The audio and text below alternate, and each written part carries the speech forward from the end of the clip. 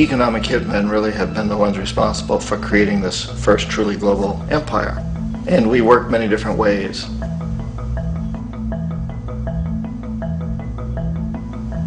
But perhaps the most common is that we will identify a country that has resources our corporations covet, like oil, and then arrange a huge loan to that country from the World Bank or one of its sister organizations.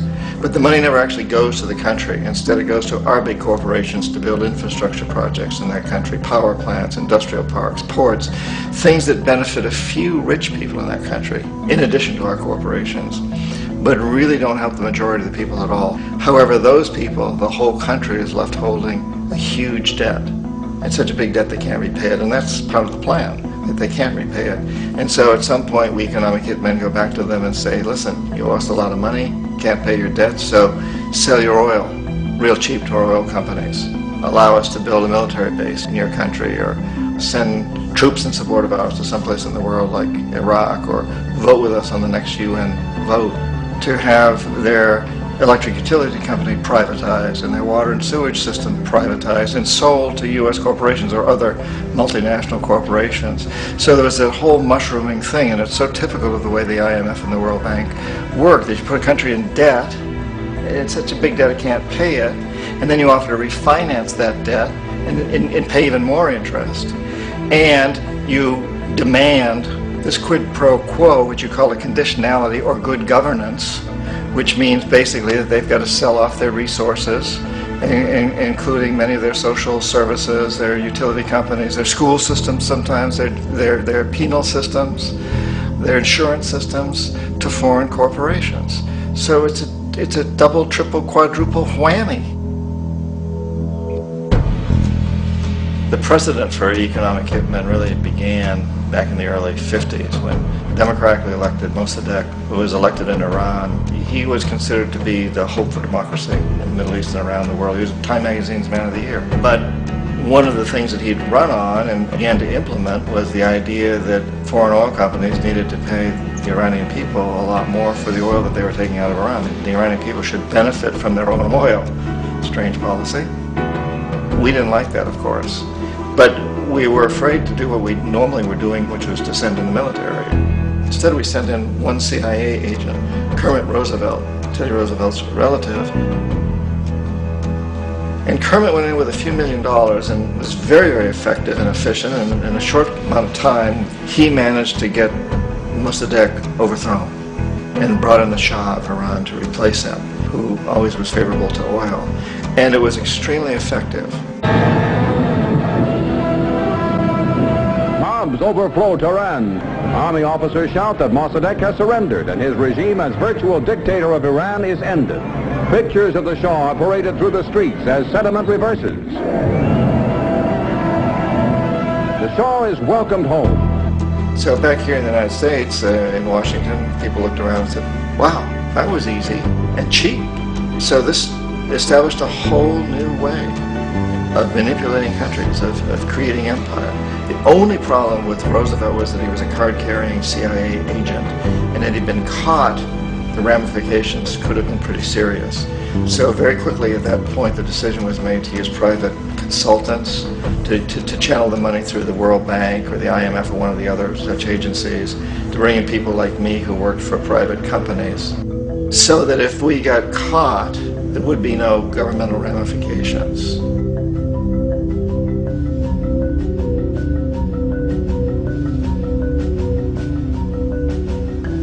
When Arbenz became president of Guatemala, the country was very much under the thumbs of United Fruit Company, the big international corporations. And Arbenz ran on this ticket that says, you know, we want to get the land back to the people. And once he took power, he was implementing policies that would do exactly that, give land rights back to the people. United Fruit didn't like that very much. And so they hired a public relations firm, launched a huge campaign in the United States to convince the United States people, the citizens of the United States, and the press of the United States, and the Congress of the United States, that Arbenz was a Soviet puppet, and that if we allowed him to stay in power, the Soviets would have a foothold in this hemisphere, and that at that point in time was a huge fear on everybody's mind, the Red Terror, the Communist terror. And so, to make a long story short, out of this public relations campaign came a commitment on the part of the CIA and the military to take this man out. And in fact, we did. We sent in planes, we sent in soldiers, we sent in jackals, we sent everything in to take him out, and did take him out. And as soon as he was removed from office, the new guy that took over after him basically reinstated everything to the big international corporations, including United Fruit.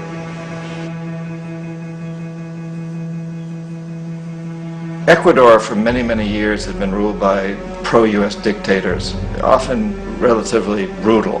Then it was decided that they were going to have a truly democratic election. Jaime Roldos ran for office, and his main goal, he said, as president would be to make sure that Ecuador's resources were used to help the people.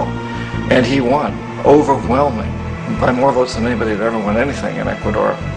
And he began to implement these policies to make sure that the profits from oil went to help the people. Well, we didn't like that in the United States. I was sent down as one of several economic hitmen to change Roldos, to corrupt him, to bring him around, to let him know, okay, you can get very rich, you and your family, if you play our game, but if you continue to try to keep these policies you've promised, you're going to go. He wouldn't listen. He was assassinated. As soon as the plane crashed, the whole area was cordoned off. The only people allowed in were U.S. military from a nearby base and some of the Ecuadorian military. When an investigation was launched, two of the key witnesses died in car accidents before they had a chance to testify. A lot of very, very strange things that went on around the assassination of Jaime Roldos.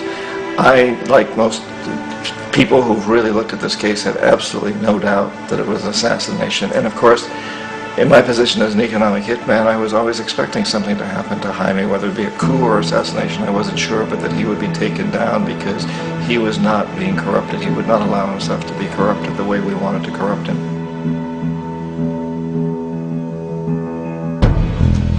Omar Torrijos, president of Panama, was one of my favorite people. I really, really liked him. He was very charismatic. He was a guy who really wanted to help his country. And when I tried to bribe him or corrupt him, he said, look, John, he called me Juanito. He said, look, Juanito, I don't need the money. What I really need is for my country to be treated fairly. I need for the United States to repay the debts that you owe my people for all the destruction you've done here. I need to be in a position where I can help other Latin American countries win their independence and be free of this terrible presence from the north that you people are exploiting us so badly. I need to have the Panama Canal back in the hands of the Panamanian people. That's what I want.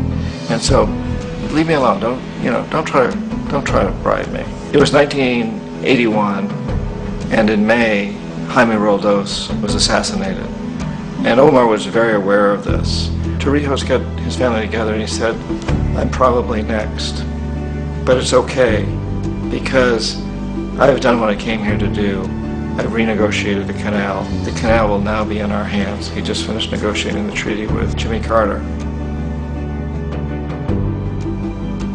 In June of that same year, just a couple of months later, he also went down in an airplane crash, which there's no question was executed by CIA-sponsored jackals.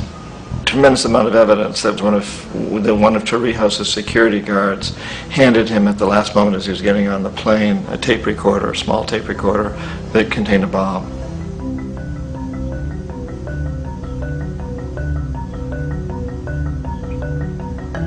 It is interesting to me how this system has continued pretty much the same way for years and years and years, except the economic hitmen have got better and better and better.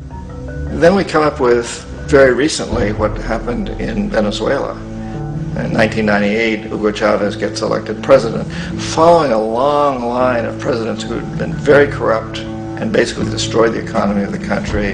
And Chavez was elected amidst all that. Chavez stood up to the United States, and he's done it primarily demanding that Venezuelan oil be used to help the Venezuelan people. Well, we didn't like that in the United States.